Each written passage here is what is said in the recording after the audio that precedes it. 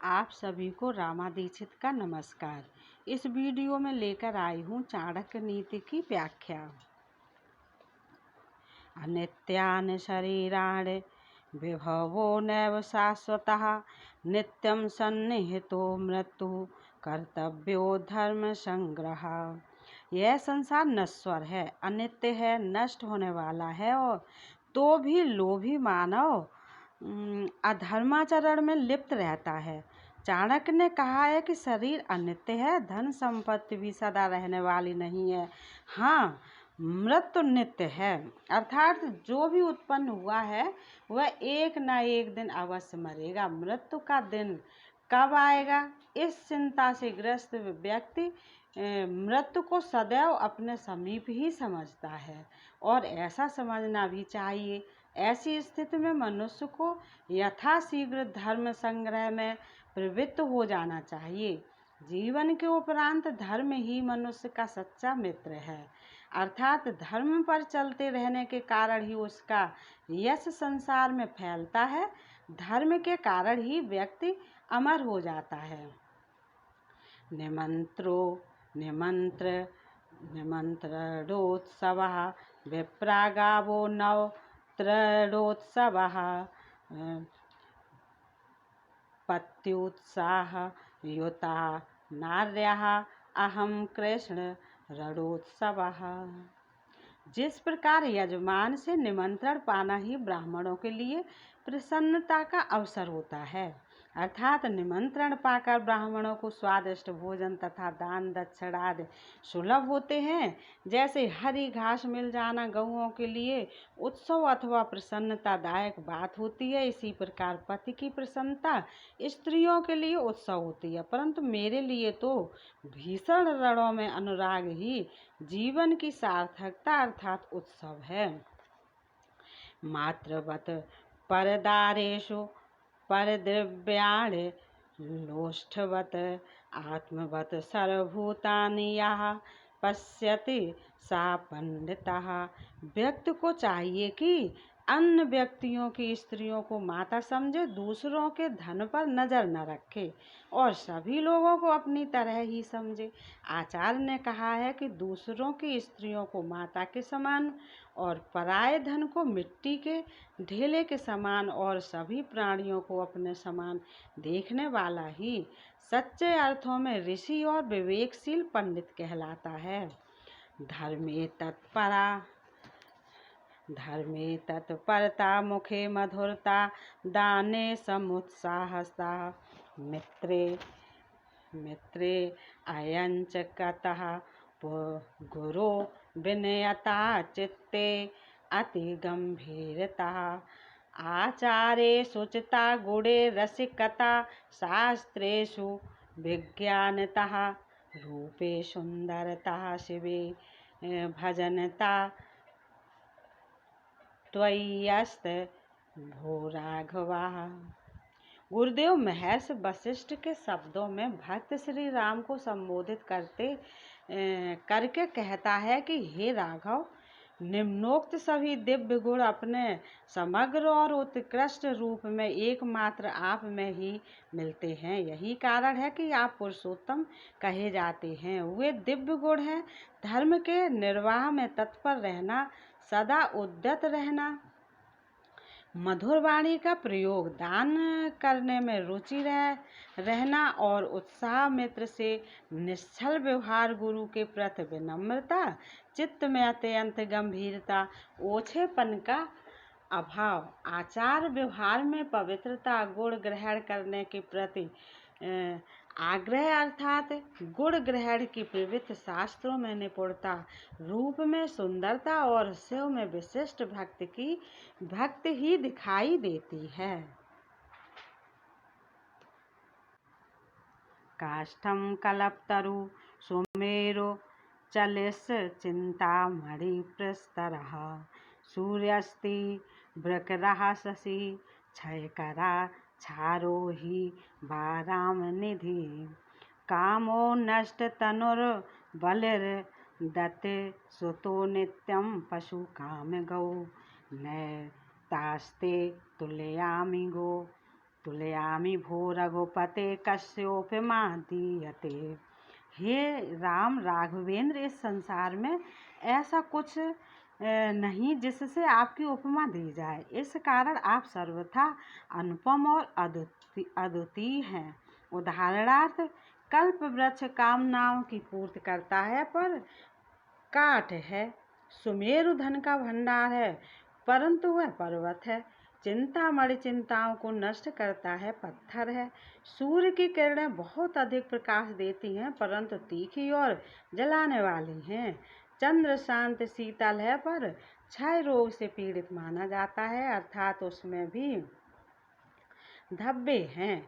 समुद्र खारे जल वाला है, कामदेव का शरीर ही नष्ट हो चुका है। बल दैत्य वंश से संबंध है और सब इच्छाओं की पूर्ति करने वाली कामधेनु एक गाय ही तो है। इस प्रकार आपके समान कोई भी नहीं।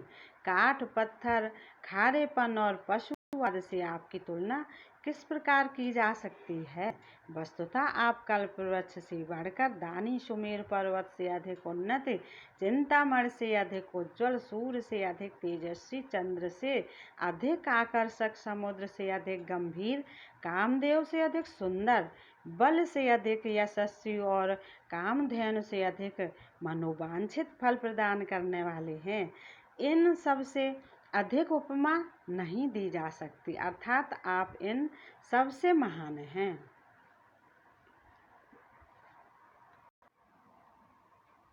नाहारं चिन्तयेत् प्राज्ञो धर्ममेकं हि चिन्तयेत्। आहारो हि मनुष्याणां जन्मना सहजायते। मनुष्य को अन्य सब बातों की चिंता छोड़कर केवल एक बात की ही चिंता करनी चाहिए और वह धर्म संग्रह की।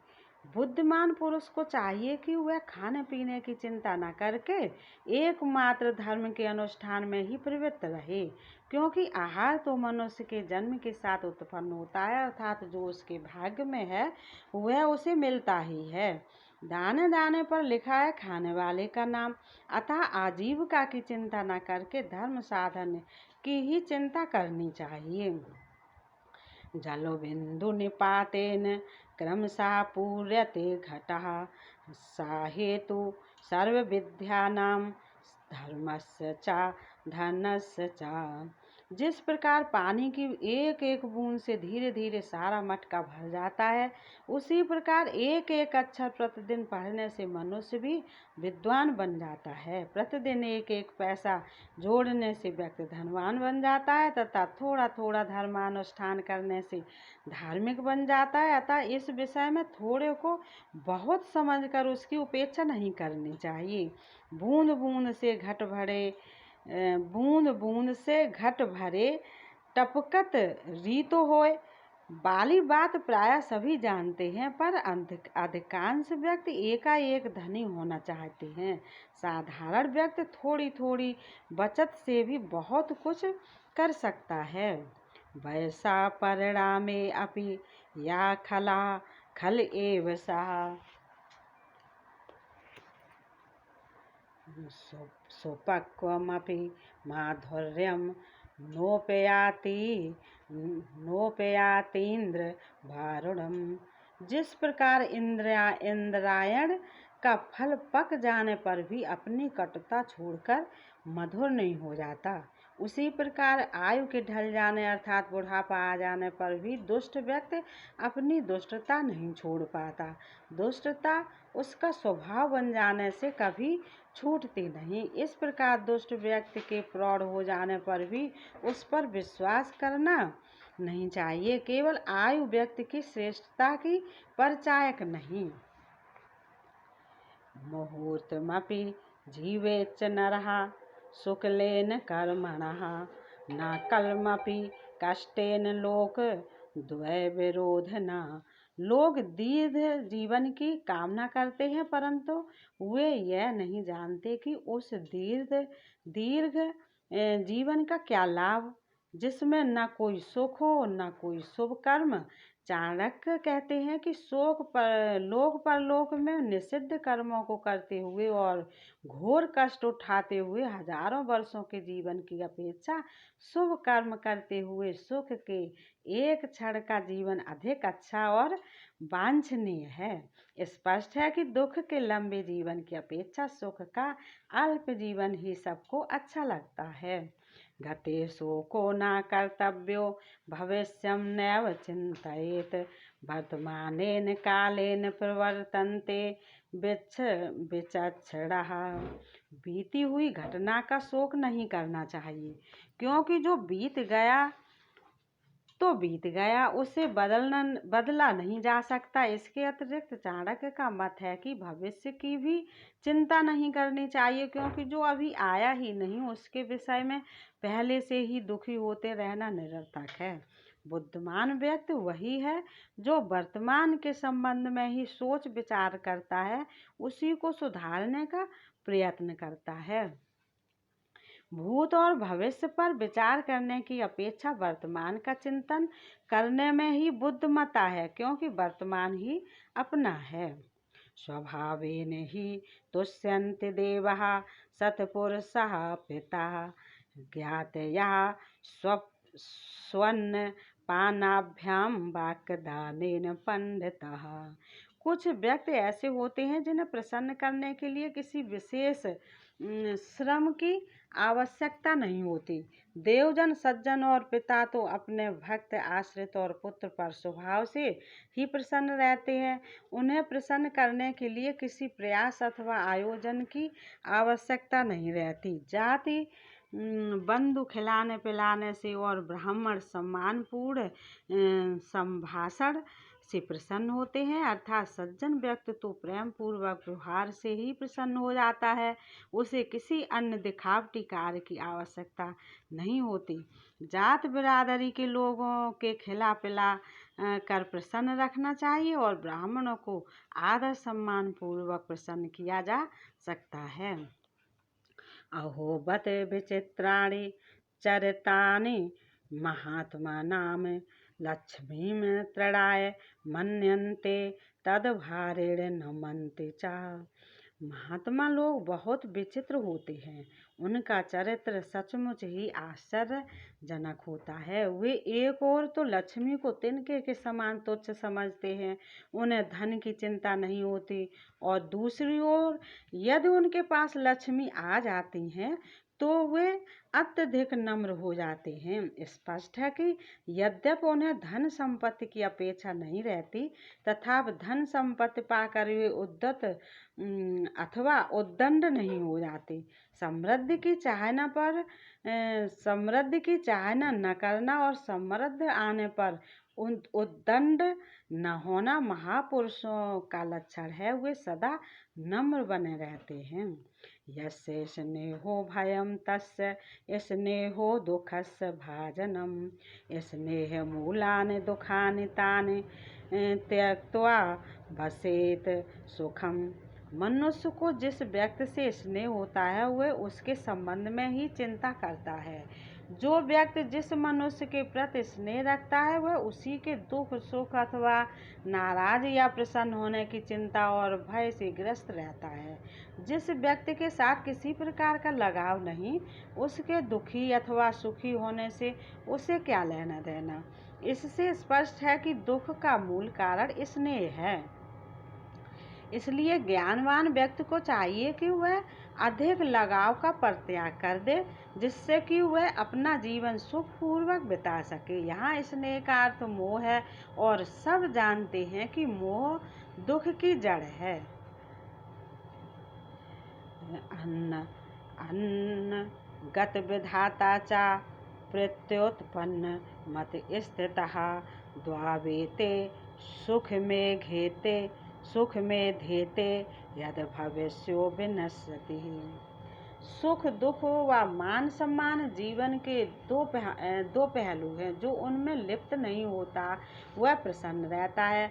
दुख संकट के आने से पूर्व ही उसके निवारण का उपाय सोचने वाला तथा संकट आ जाने पर उसी समय उससे बचाव की सूझबूझ रखने वाला, ये दोनों व्यक्ति तो सुखी रहते हैं। परंतु जो व्यक्ति यह सोचता है कि जो होना है वह होकर ही रहना है, इसलिए बचाव की चेष्टा करने से क्या लाभ, ऐसा व्यक्ति सदैव दुख पाता है और शीघ्र ही नष्ट हो जाता है। अभिप्राय यह है कि भाग्य के सहारे न रहकर आने वाले संकट से बचने का पहले से ही उपाय सोच लेना अथवा संकट आने के समय सोचना ही अच्छा है। मनुष्य को पुरुषार्थ अवश्य करना चाहिए। पुरुषार्थी व्यक्ति संकट को पार कर लेता है। जो यह सोचता है कि जो कुछ होगा देखा जाएगा वह नष्ट हो जाएगा, व्यक्ति को उद्यम करना चाहिए, भाग्य के भरोसे नहीं बैठा रहना चाहिए। राग धर्मिणी धर्मिष्ठा पापे पापा समे समः राजानं नुवर्तन्ते यथा राजा तथा प्रजा। जैसे नेता होते हैं अनुयायी भी वैसे ही होते हैं। यदि राजा धर्मात्मा होता है तो प्रजा भी धार्मिक होती है। राजा के पापी होने पर प्रजा में पापाचार फैल जाता है और राजा के धर्म अधर्म पुण्य पाप से उदासीन होने पर प्रजा भी कर्तव्य अकर्तव्य के विवेक से उदासीन अर्थात धर्म विमुख हो जाती है। सिद्धांततः निष्कर्ष यह है कि प्रजा वैसी ही बन जाती है, अतः राजा को सदैव धर्मानुयायी होना आवश्यक है। यह नियम सभी स्थानों पर लागू होता है। घर में भी माँ बाप जैसे काम करेंगे संतान भी वही करेगी। जीवन्तमृत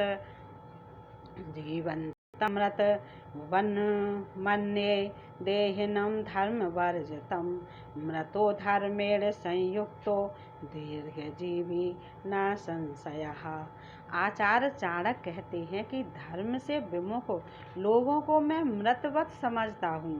धार्मिक व्यक्ति मरने के बाद अपनी कीर्ति के कारण जीवित रहता है, इसमें कोई संशय नहीं। मनुष्य शरीर धारण करके न इस लोक में सुख पाता है अर्थात अर्थ का उपार्जन कर अपनी कामनाओं की पूर्ति नहीं करता है और न ही अपना परलोक सुधारता है अर्थात धर्माचरण द्वारा मोक्ष का पक्ष प्रशस्त नहीं करता। धर्मार्थ काम मोक्षाणाम यस्य को अपि न विद्यते अजागल स्तनस्यैव तस्य जन्म निरर्थकम्। धर्म अर्थ काम और मोक्ष, इन चारों में दो धर्म और मोक्ष का संबंध परलोक से है और दो अर्थ और काम का संबंध इस लोक से है।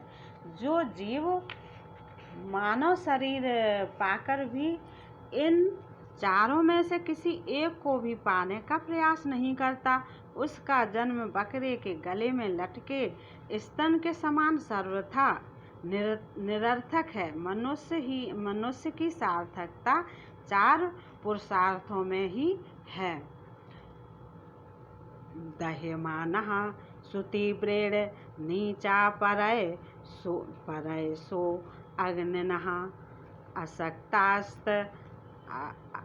असक्तास्तत् पदं गन्तुं ततो निन्दां प्रकुर्वते। दुष्ट आदमी दूसरों की कीर्ति को देखकर जलता है। जब स्वयं वह उन्नत नहीं कर पाता तो वह दूसरों की निंदा करने लगता है। दूसरों की व्यापक और सुतीव्र कीर्ति रूपी आग से जलते हुए दुष्ट व्यक्ति जब स्वयं उस उच्च पद को पाने और कीर्ति लाभ करने में अपने को असमर्थ पाते हैं तो वे यशस्वी महान भावों की निंदा करने लग जाते हैं। अंगूर खट्टे हैं कि नीति के अनुसार दुष्ट व्यक्ति संपन्न व्यक्तियों के प्रशंसनीय कार्यों को भी तुच्छ बताने लग जाते हैं।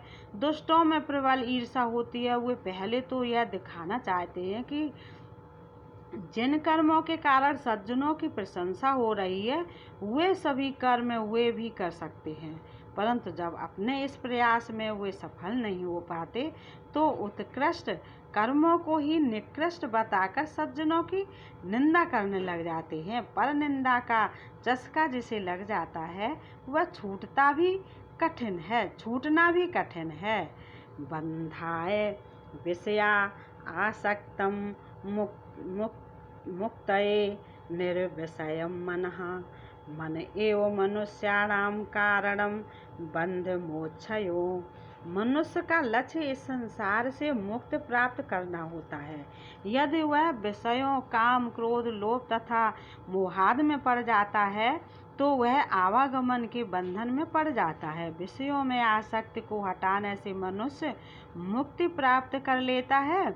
इस प्रकार की मुक्ति और उसके बंधन का कारण उसका अपना मन ही है। मन यदि मोहाद से युक्त है तो जीव बंधन में पड़ा है, और यदि मन सभी विषयों से मुक्त है तो वह आवागमन के बंधन से भी मुक्त हो जाता है। अतः मनुष्य को मुक्ति की प्राप्ति के लिए अपने मन को विकार रहित बनाने का प्रयास करना चाहिए। मानसिक विचारों को पवित्र बनाना आवश्यक है। देहाभिमाने गलितं ज्ञानेन परमात्मनि यत्र यत्र मनो याति तत्र तत्र समाधया। आत्मा और शरीर दो भिन्न चीजें हैं। जब व्यक्ति को यह ज्ञान होता है तो वह इस संसार से अपने को पृथक समझने लगता है। परम तत्व ज्ञान प्राप्त कर लेने पर जब मनुष्य का देहाभिमान नष्ट हो जाता है, अर्थात वह अपने को शरीर न मानकर उससे भिन्न मानने लगता है, तब उस स्थिति में उसका मन जहाँ कहीं भी जाता है वहीं उसे समाधि की अनुभूति होती है। अर्थात वह जागृत अवस्था में ही समाधि की स्थिति में आ जाता है। उस समय उसे सांसारिक विकार नहीं घेरते। यह वीडियो आपको कैसी लगी बताइएगा। नमस्कार।